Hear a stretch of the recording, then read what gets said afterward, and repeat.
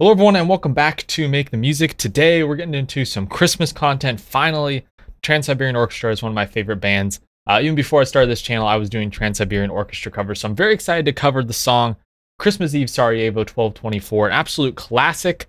It's one of the best-selling Christmas singles of all time, not just of metal or rock or anything. It's one of the best singles of all time. But before that, you should hit the like button and subscribe to the channel. I have so many amazing tutorials on my channel. At least I think they're amazing. You should check them out and let me know if you think they're amazing. On my channel, breaking down how to get the sounds of specific tracks. Today we're going into Trans-Siberian Orchestra Christmas Eve Sarajevo 1224. You can also get the stems 100% free if you go to the description box if you want to check them out and see how I did. Anyways, let's get right into the breakdown and I'm going to show you how I got the sound of this track. Okay, so let's get into Christmas Eve Sarajevo 1224 here. So, no vocals on this one, obviously. This is what my session looks like. I've got, drums, guitars, bass, and then I've got some string sections here. So really the key is not only getting the guitar parts correct, but the string arrangement correct to really get the layered sound that we have on this track. But what I do like to start is the mixer tab, and I like to look at the master bus first if possible. So I do have a little bit of virtual mix rack going on, virtual channel. It's on the A. I don't really remember why I put it there, but and then I have some top and low end boosts, a little bit of Reaper stock saturation, and then a couple EQs here doing some moves to try and get it to sound more like the original. It's not ultra bright, it's pretty dark, and this was originally recorded on the Sabotage album Dead Winter Dead. It's the exact same track, and so it kind of has that sound going on there. SSL compressor. I'm not trying to pulverize this thing, but there is some compression going on for sure. Not as much compression as you'd hear on like a modern track or something like that. And then a limiter just to get it up to volume to the reference. And so that's what the master's doing. Small critical moves.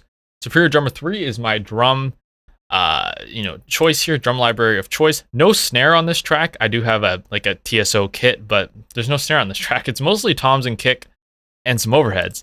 So for tom, there's a sample, and then I'm using this kick, but the level is off. So and then for this kit, this is just the core library, but I have a bunch of other kit pieces here. So all the toms are from the Hard Rock EZX.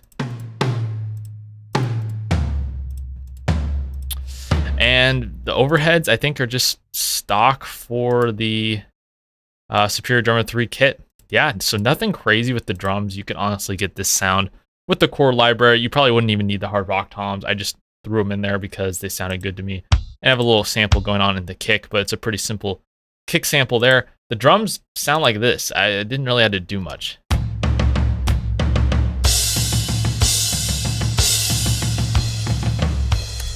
Yeah, nothing too crazy. There. Not using like a crazy drum library or anything like that. Let's look at bass guitar now. Super heavy, well-played bass. Johnny Lee Middleton is absolutely incredible. Just a DI, so it's not running through an amp. Why do I know that they're using a DI on this track, and how do I know what amps they're using? Well, because I talked to Chris Caffrey himself, of course. So that's how I got this information. I'm actually not joking. I did talk to Chris Caffrey. Using the virtual channel, 1073, some EQ, and some lows for sure, like 3 dB of that like 100. That's pretty much all the stock EQ is doing there. And then for the Reaper EQ, just adding some more lows, taking out some highs. I recorded the bass DI with not a lot of tone turned up on my knobs, on the knob there, so not a lot of top end to begin with. The DI without plugins sounds like this.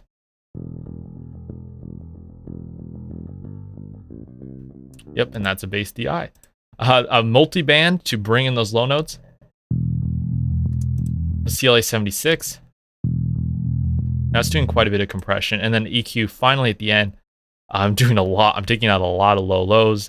I mean, I'm taking out a lot of high highs and adding some lows in, so pretty drastic there. It's just what the track needed, and so that's what I gave it. And so drums and bass sound like this.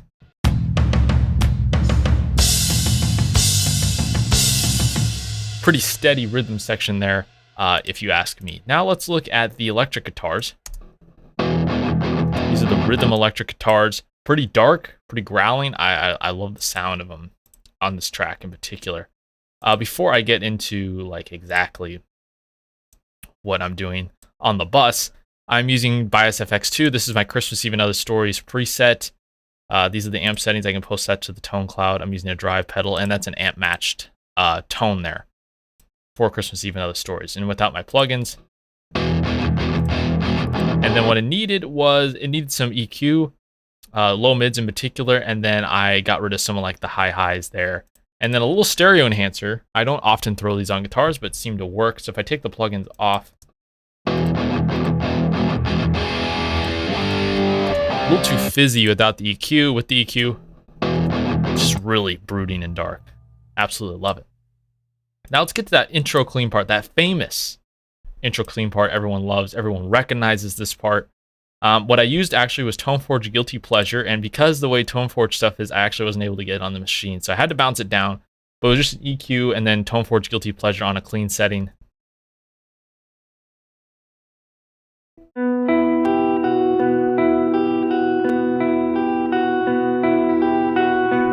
It's just playing that riff over and over again. You can pretty much get that with any clean sound if you just mess around a little bit. I didn't find that too difficult to emulate, but super cool hearing it in the track. And then I got a bunch of lead guitars. There's a processed lead. You can hear it very faintly if you listen in closely in the track. It's just got like all the lows and highs cut out. This is ToneForge Guilty Pleasure, and it was just like on the stock setting. I just filtered stuff out. Literally, that's it. And that lasts through most of the song, and it kind of fades out actually in the very last part here. Now for the leads, I'm using that same amp setting that I showed you before, just turned up the gain a little bit. But there are a couple main lead parts here. I have a main lead and then like an octave up one. So playing that sort of main riff, right?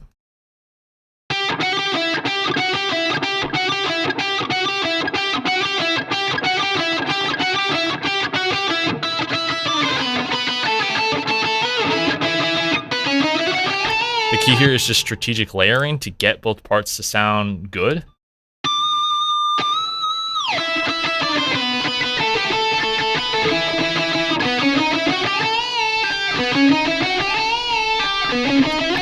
Even during like this really difficult to play fast legato part here.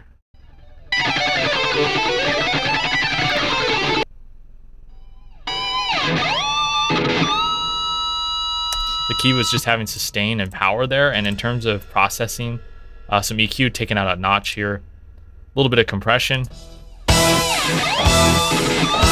then actually a whole limiter just to... On lead parts and solo parts, I like to get the notes to feel as consistent as possible. It feels like the guitarist is picking harder. It feels like I'm picking harder anyways. So that's like all the guitar parts. So without the strings and pianos, it sounds like this. Sounds cool, but we gotta have the piano. So I used the UVI workstation piano for both these pianos here. There's actually two piano parts. One is slightly panned. If we look at the panning here, 16% right and then 14% left. So just a little bit of stereo width there.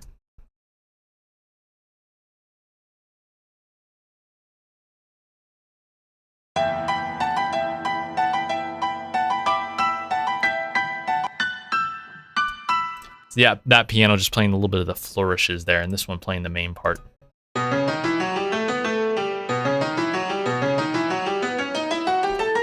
What is on those? Just some stock EQ, getting rid of lows, some high highs, and then reverb. So pretty straightforward. Adding some life, some realism to that piano track. Now we get to the strings, and what's really important with these string parts is the layering. When you're using fake string libraries, I know there's really good ones out there that don't even sound fake, right? They sound incredible. But if you're not like me and you don't splurge for those really expensive ones, I'm using things like Expand and Visco 2 libraries. And the key with these is they're going to sound a little artificial, so you got to layer them properly. The more layers you're able to add, and if you're able to get rid of that super fake sounding high end, in my opinion, it can start to sound really organic. And so for like the violin and the cello parts, I use the Visco 2 library.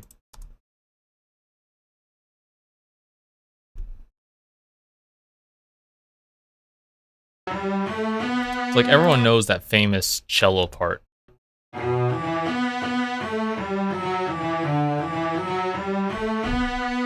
There's also the violin part. And then those woodwinds come in during that intro, right?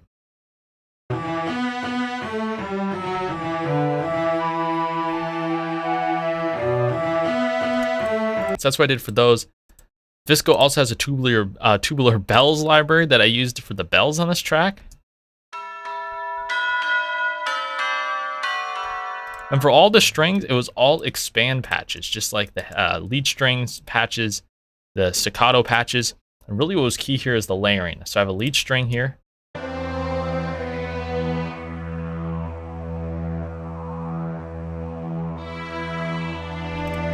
And then I have a brass layer.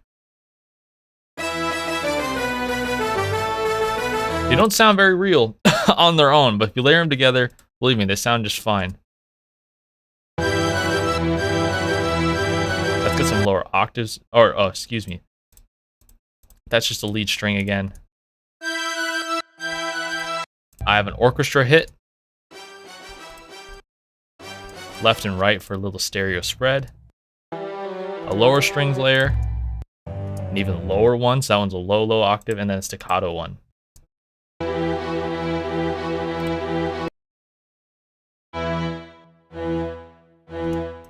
So if you look at the mixing on these strings here, nothing too crazy, just some EQ, getting rid of some lows. But the key was adding the dynamics, the layers, so that that final part really felt big and like it was the full climax of the song.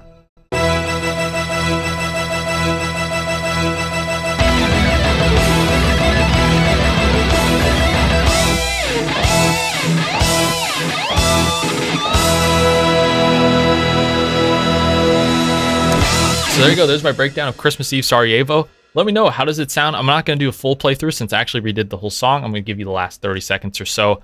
Let me know in the comments down below any Trans-Siberian Orchestra songs or any other songs that you'd like to see me recreate here for you on the channel. Anyways, like and subscribe to the channel, and let's do the playthrough of the track and listen up and just enjoy this one. This is just such an amazing song, so I'll see you guys next time.